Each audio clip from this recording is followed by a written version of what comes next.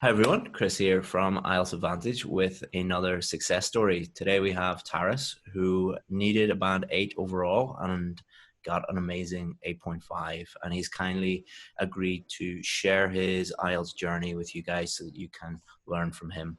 So Taras, can you just start off by introducing yourself to everyone? Yeah, sure. Hi, so I'm from Ukraine. I'm 27 and I'm an IT engineer. I prepared for IELTS for more than 2 years, I think, and I took IELTS 3 times. And finally, I aced this test a month ago. Congratulations. 8.5 overall is extremely high. So well done. So Yep. it took you 2 years to get there. So I thought it would be interesting to talk about your journey a little bit. So how did you get from first understanding that you needed to do the IELTS test to getting an 8.5?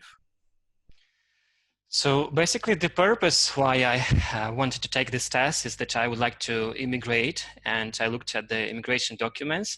I understood that I need to take this test, and I was kind of, oh, it's easy. It's kind of a piece of cake. Take IELTS, maybe a week, maybe a month, I'll be there.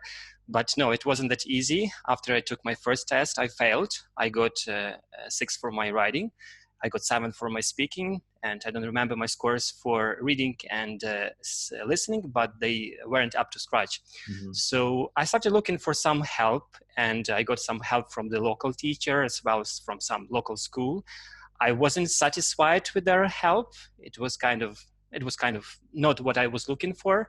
So half a year later, I came across IELTS Advantage school, and I joined that school. And finally, after a year or year and a half, being a student, I was able to get the score that I need.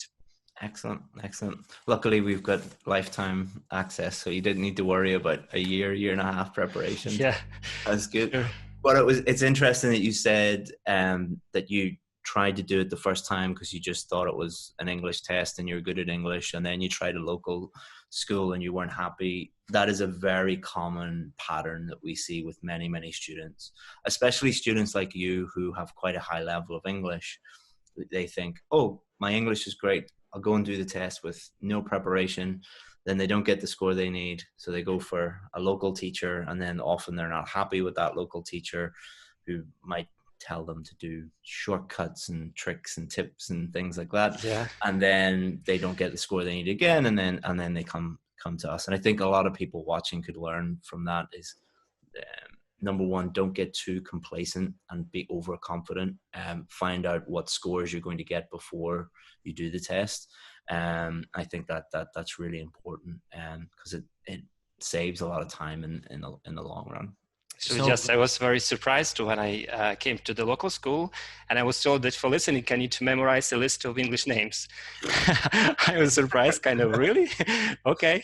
Yeah, I mean, I'm not criticizing all local schools. I'm sure there's lots of great local schools in every country, but in every country there's also local schools that are trying to take your money and don't really know what they're doing. I've heard some crazy things like that. Every time we interview one of our success stories, they have a crazy story about what their local schools. Yeah. I had someone the other day who their teacher spent like 15 minutes talking about what they should wear, what shoes they should wear, and what clothes they should wear on test day, and it's like, so nothing to do with grammar, vocabulary, or fluency. Yeah, exactly. And those like adverts, success analysis in 7 days or success analysis in 2 weeks, personally, for me, took 1 week to analyze my essay. I have no idea how you can prepare for IELTS in 1 week. Yeah, I think it's simple. I think it's a simple explanation. Any market where there are lots of people who really want something desperately, you're going to get people who see that as an easy opportunity to make money. If you walk through any city in the world, you'll see posters up, join my IELTS school and we'll guarantee a band 9 in 10 days or something like that. Yeah. Because people are desperate and they will they'll fall for it. And there's some great schools out there as well, but in general, I just tell people if your teacher or your school says it's easy and it's going to be really quick, then be very wary of that. So when you started working with us, what were the things that you identified or we identified together? I know you worked with a lot of our other teachers, and that Yep. you've seen as that these are my weaknesses or these are my struggles. These are the things that I need to improve. Actually, I had problems in every area. So probably the most challenging were writing and speaking. I think those are kind of uh, pain in the neck for every student. And for me, basically, I needed to improve my structure, also to improve my collocations. My writing was full of awkward things. And also in my speaking, sometimes it was hard to understand what I was talking about. Maybe I was working on my pronunciation. And while attending your Zoom sessions, also listening to your course, I was able to understand more about what examiner wants, not Mm-hmm. what I wanted, but what the examiner wants. That was the most important thing. Yeah, absolutely. You know, understanding what the examiner wants and then giving it to him or her is absolutely key. I mean, you work in IT. Imagine I hired you to redesign our website and you didn't even ask me what I wanted. You just went and did your own thing. Might work out well, but probably probably not. You know, it's important in many areas of life, but especially IELTS. What are the examiners really looking for? Is you're very good. You can hear just in this interview with idioms, for example, and many students believe that just use lots and lots and lots of idioms and you'll get a high score. But the examiners are not looking for that, actually. They're looking for, can you use idioms accurately and appropriately? So you've done that in this interview, actually. But if you went into the speaking, you've done it correctly, by the way. I'm not great, but you obviously know lots and lots of idioms. And if you went into the speaking test and tried to use them in every sentence, it would probably lower your score because you're not using them appropriately and accurately. Yeah. So we have structure, we have collocations, we have in speaking coherence as well, organizing your ideas a little bit. Was there anything else, or would you just like to talk about those things? Yeah, I think that I was my reading in my reading I was very slow, so I couldn't finish my reading test on time. So I decided to work on my speed. And actually, I don't remember. Somebody suggested that I needed to check some kind of test on the internet to determine how many words I can read per minute.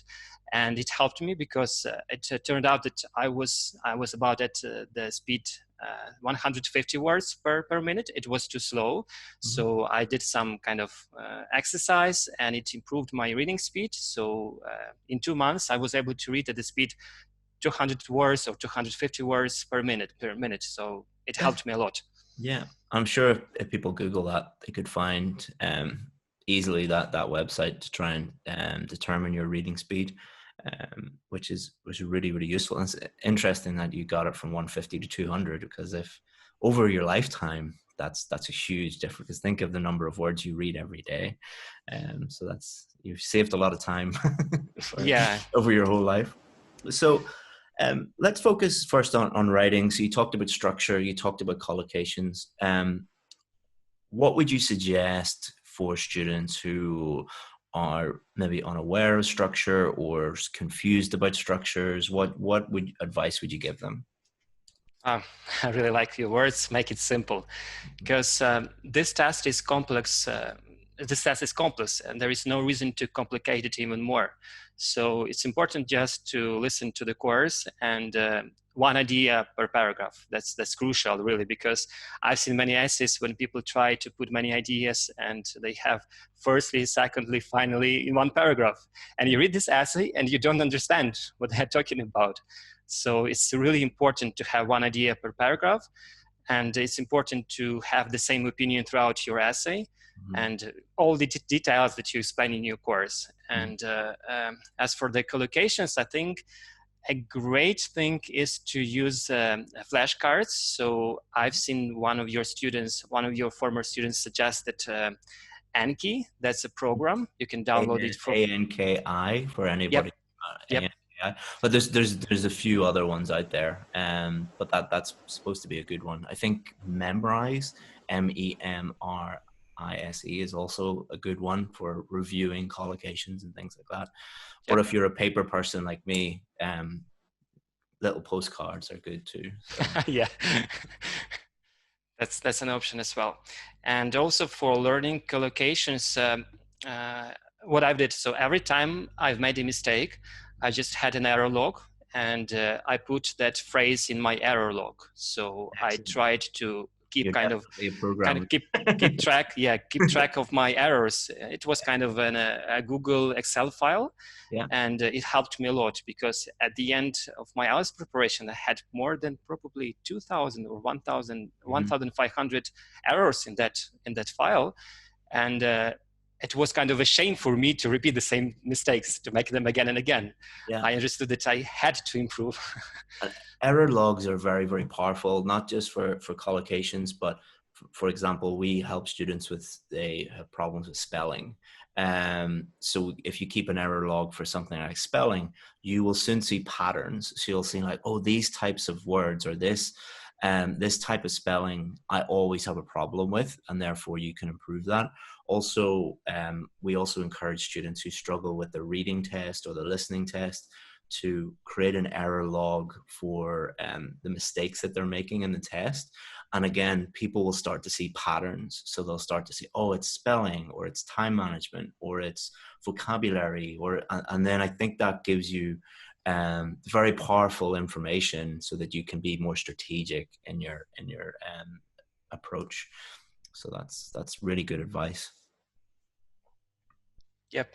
And another thing that I did was I read articles from BBC, and I tried to summarize them in one sentence. So for example, one paragraph, and summarize this paragraph in one sentence. So in this way, I also tried to use the words from this paragraph.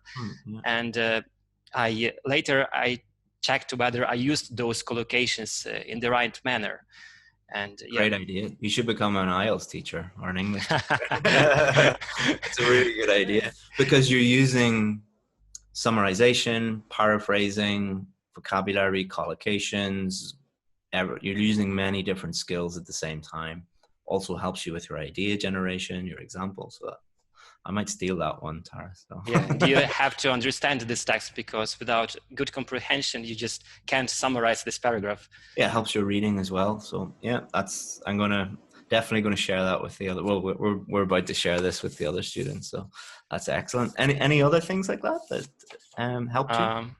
I think for listening, it was very useful to transcribe a piece of audio, because sometimes I made mistakes with articles, and I've heard that it's very useful when you listen to a piece of audio and you try to identify this place should have an article. And when I did my transcribing, sometimes I was in doubt whether the person said the or a.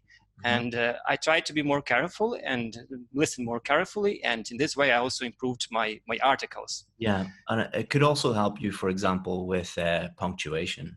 So, for example, listen to a sentence and then try and figure out where the punctuation should be. That could really help as well.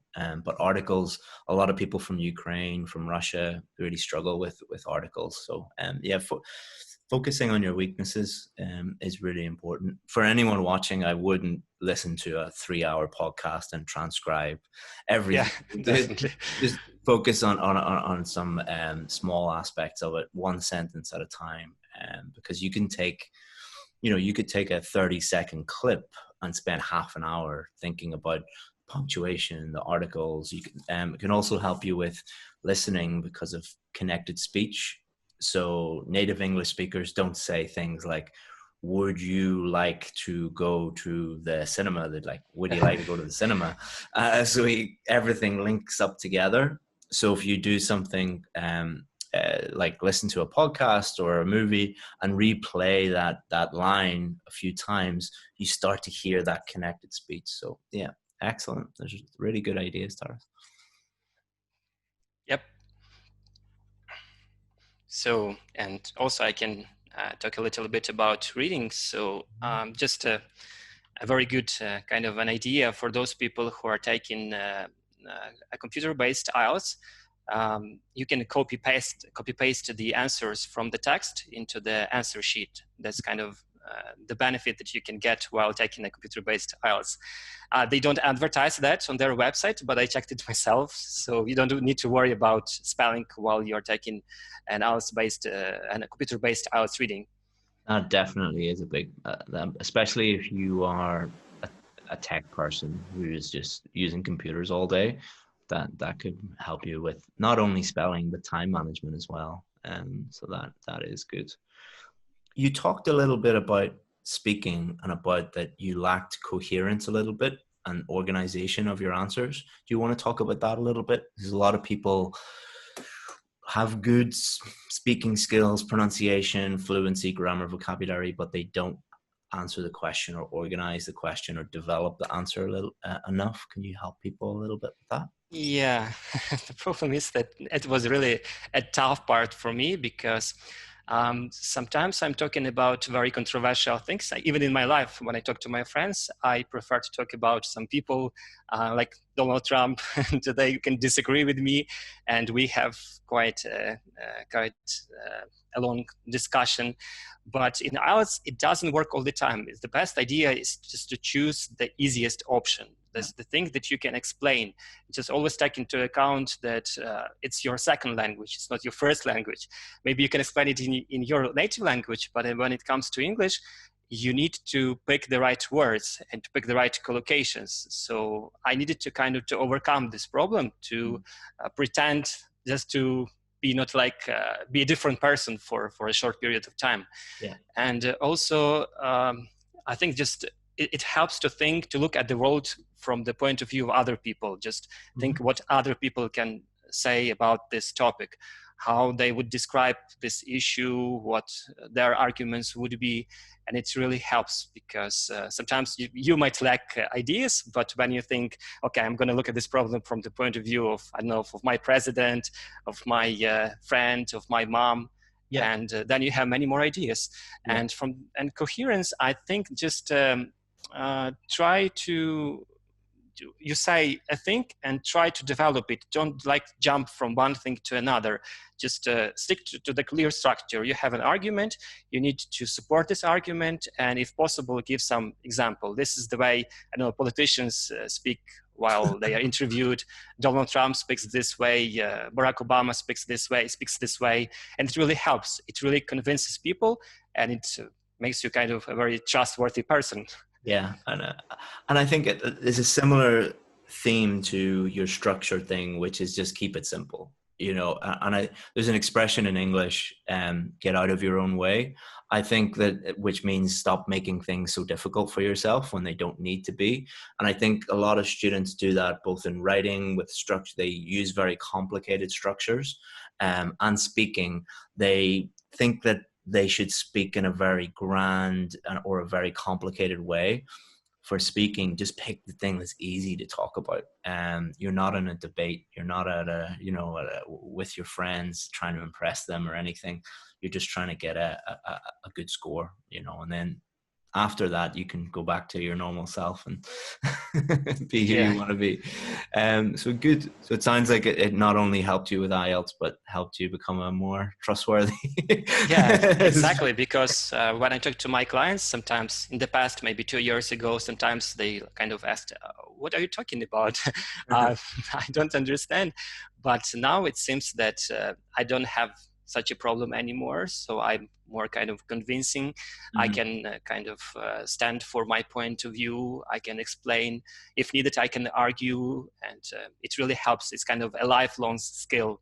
Yeah, absolutely. Just and it makes your life much easier if people can understand what you're trying, are convinced by you. Helps a lot with leadership as well. If you're ever managing a team or leading a team, being able to convince people and keep things simple is really, really important. So thank you so much, Taras. I think there's some amazing advice in there, and if people follow that, they will really, really improve their scores. And congratulations again. 8.5 is extremely rare. There's some IELTS teachers that don't have an 8.5, so you're doing very, very well. And I wish you the best of luck in the future. And as I said before the interview, if you need any help with moving or any advice about finding jobs or visas or anything like that, feel free to get in touch with us. We're happy to help you out. Yeah, thank you a lot, Chris. Thanks, Ars. Bye-bye. Bye. Hey, Chris here again. Hopefully you enjoyed that success story video. That student was part of our IELTS VIP course. And on that course, we show students exactly where they're going wrong and exactly what to do to get the score that they need. And we give them all the help and support that they need in order to get a 7, 8, or even 9 in their IELTS test. Now, we only work with a really, really small number of students. Because of the level of help and feedback and support that we give students, we can only work with a very, very small number of them. But we also have more success stories than any other online or offline course in the world, which has created a huge amount of demand for our course. So we're the only course in the world, I believe, that has a very, very, very long waiting list. If you want to join that waiting list, all you have to do is just click here and you'll be able to add your name, add your email address, and then when one of our students becomes successful and leaves the course, the next position can be for you. Hopefully see you in there. Bye-bye.